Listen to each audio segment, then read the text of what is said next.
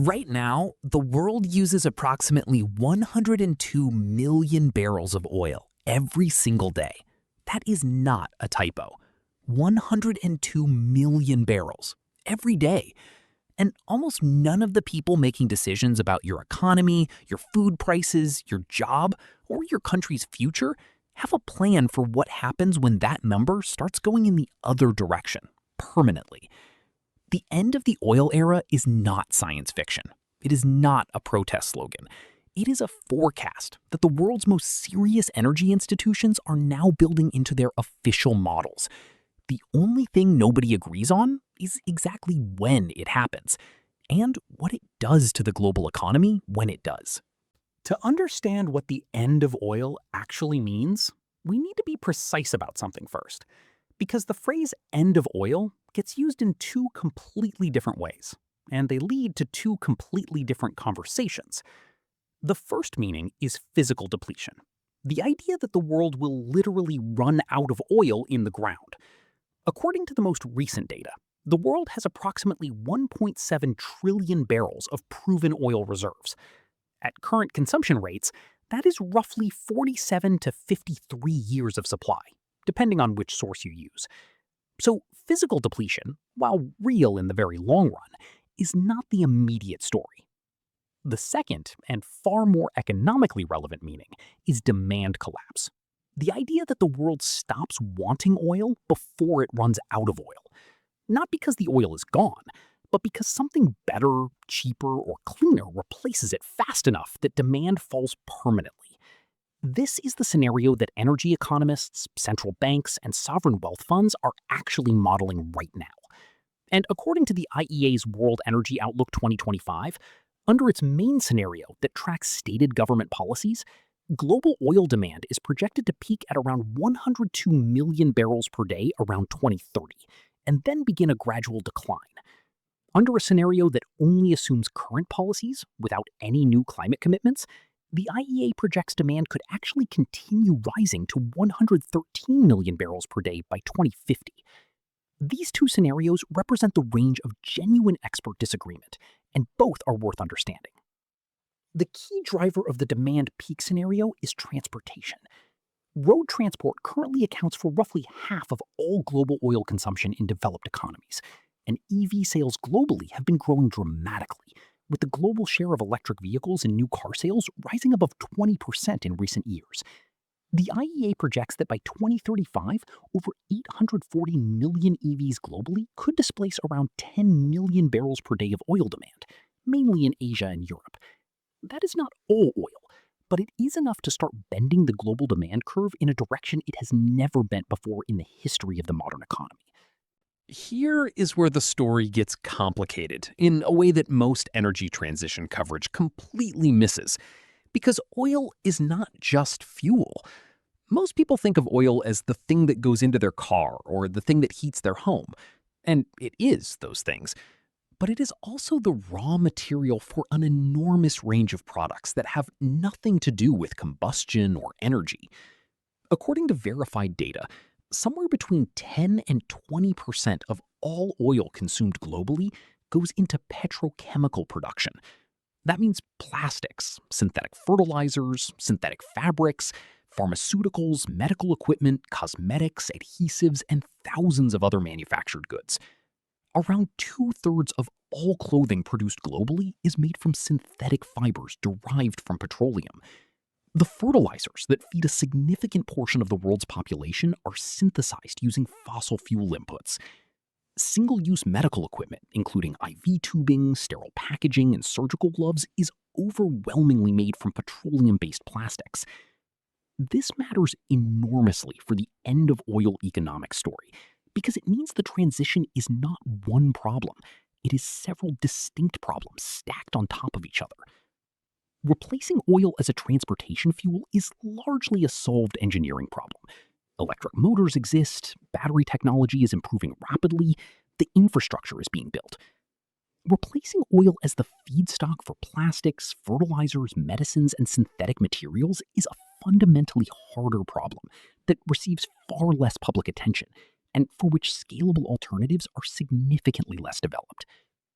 The IEA itself projects that even as transportation fuel demand falls, oil use for petrochemicals and aviation is expected to continue growing out to 2035 and beyond under most scenarios. This means the oil industry will not simply switch off, it will restructure. It will shrink on the transportation side while fighting to maintain and grow on the materials side. And the economic disruption that comes from that restructuring will be distributed very unevenly across the global economy, depending on where you sit in the supply chain. Now consider the countries whose entire economic existence is built on oil remaining in high demand indefinitely. According to data from UNEP and the World Bank, in 2023, oil and gas attributed to approximately half of Saudi Arabia's GDP. World Bank data estimates that oil rents have historically accounted for around 43% of GDP in Iraq, around 28% in Kuwait, and significant shares in Iran, Venezuela, Nigeria, Libya, and other major producing nations. Countries where fuel exports account for more than 90% of total exports include Iraq, Kuwait, Libya, and Venezuela, among others. For these economies, the question of what happens after oil is not an abstract policy discussion. It is an existential threat to the social contract between governments and citizens that has held for decades. Venezuela provides the most documented recent case study of what oil dependence collapse looks like in practice. Despite holding the world's largest proven oil reserves at approximately 303 billion barrels, Venezuela's GDP per capita collapsed by around 68% between 2013 and recent years, driven by mismanagement, sanctions, and declining production capacity. The oil was still in the ground. The economic collapse happened anyway because the ability to extract and sell it efficiently broke down. This is a warning about the fragility of oil-dependent economies that does not require the oil to run out to become catastrophically real. The economic transition away from oil will not be a single event. It will be a process that plays out over decades, and it is already underway. The clearest evidence of this is in investment flows. Spending on electricity supply and end-use electrification already accounts for roughly half of all global energy investment today, according to the IEA. Solar energy costs have fallen approximately 90% since 2010. Wind energy costs have fallen approximately 70% over the same period. Battery costs have also fallen around 90% since 2010. These are not marginal improvements. They are transformational cost reductions that have made renewable energy genuinely cost competitive with fossil fuels in an increasing number of applications. But here is the part of the transition story that is consistently underreported. The speed of the transition is deeply uneven across different parts of the world and different parts of the economy. Rich countries with high EV adoption, diversified economies, and access to capital are positioned to navigate a demand decline in oil relatively well. Emerging economies, including India, Indonesia, large parts of Africa, and much of Southeast Asia, are still in the phase of their development where energy consumption is rising sharply. India's oil consumption grew 3.1% in 2024 alone. These countries face a genuinely difficult tension between their development needs, their climate commitments, and their economic capacity to invest in alternatives at the speed that meeting global climate targets would require. This creates what economists call a transition asymmetry. The countries best positioned to handle the end of the oil era are the ones who need it least urgently. The countries most at risk from it are the ones with the least capacity to prepare. Oil-exporting nations that have not successfully diversified their economies are sitting on a structural vulnerability that will become increasingly acute as demand peaks and then declines. Saudi Arabia's Vision 2030 program and similar initiatives in the UAE and Qatar represent serious attempts to build economic foundations that do not depend entirely on oil revenues. Whether those attempts succeed at the scale and speed required is the single most important economic question in the Middle East right now, and arguably one of the most important questions in the global economy over the next 2 decades. So what actually happens to the global economy the day after oil ends? The honest answer is there is no single day. There's a long transition, with winners and losers distributed very unevenly across geographies, industries, and income levels. But we can say some things with reasonable confidence, based on what the evidence already shows. The transportation sector will continue electrifying.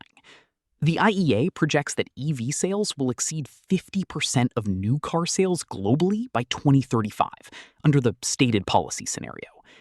That transition will reduce oil demand in road transport significantly, and it'll happen fastest in wealthy countries and in China, where EV adoption is already very advanced. The petrochemical and material sector will remain dependent on oil-derived inputs for considerably longer because the alternatives are more technically difficult and more expensive to scale. Countries whose economies are built almost entirely on oil export revenues face a structural reckoning that is already visible in their fiscal planning and their diversification efforts. The global economy does not have a clean off switch for oil. It has a dimmer switch that is very slowly being turned down in some sectors, while holding steady or even going up in others. Managing that dimmer switch without causing mass economic disruption in the countries and communities that have organized their entire existence around the assumption that the switch would stay on indefinitely is one of the most complex governance challenges in modern economic history. Every major decision that your government, your central bank, and the companies that employ people in your country are making right now is being shaped by forecasts about where that dimmer switch goes next. Understanding the real mechanics of that transition, not the simplified version, is how you make sense of energy prices, inflation, geopolitics, and the economy you will actually live in for the next 30 years. This channel exists to explain exactly that. Subscribe, because the next video goes directly into the country that is most dangerously unprepared for this transition and why it matters for everyone else.